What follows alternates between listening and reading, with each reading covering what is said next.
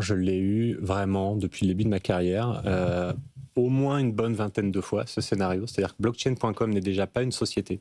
C'est-à-dire que vous n'aurez pas de personne en face de vous pour pouvoir vous vendre des produits, etc. C'est malheureusement une arnaque, je peux vous l'assurer tout de suite. Il n'existe pas de droit de douane sur des Sur un transactions transfert comme ça. transfrontalières. Voilà, ça n'existe pas.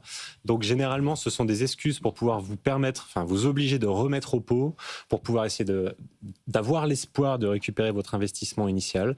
Je l'ai vu, comme je vous dis, des dizaines de fois. Alors, qu'est-ce que vous pouvez faire dans ces cas-là? Déjà, ça va être de témoigner auprès de l'AMF. Ils ont une adresse mail dédiée afin de pouvoir témoigner et éviter que d'autres personnes tombent également dans ce genre d'arnaque. Donc, ça permet également de sauvegarder un petit peu les autres.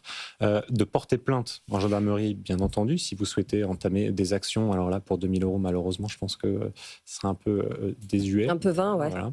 Et la troisième, c'est que vous avez des sociétés qui peuvent, dans certains cas, vous aider à récupérer une partie de cet argent. Donc, je pense notamment à Broker Défense, qui vont être là pour accompagner des personnes victimes d'arnaques afin de voir si, par exemple, les actifs sont on-chain et qu'ils sont visibles, et donc on peut les repérer et in fine les suivre éventuellement, ou en tout cas mettre en place des procédures pour pouvoir vous aider à les récupérer. Alors c'est généralement très compliqué, donc, mais bon, ça demande des pistes, et je vous déconseille, dès que vous entendez droit de douane, ou dès que vous voyez des sociétés, normalement, il est interdit de faire du démarchage crypto. Vous n'avez pas le droit de recevoir un coup de fil d'un conseiller qui vous dit « je vous vends des cryptos et je vous conseille par téléphone ».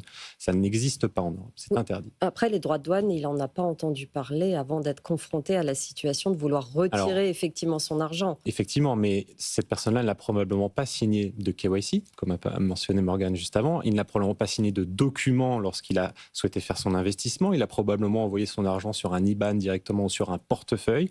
C'est aucun processus qui aujourd'hui n'est réglementé. C'est très strict la manière dont on onboard les clients aujourd'hui.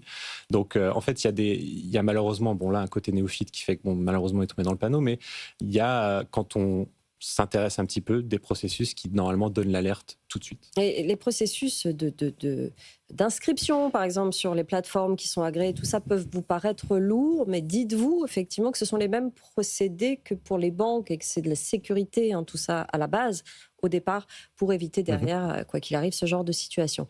Une dernière question d'Olivier qui nous demande ce que c'est que le projet Chainlink et à quoi sert le jeton. Morgane. D'oracle. Voilà. Chainlink, c'est un réseau d'oracles décentralisé.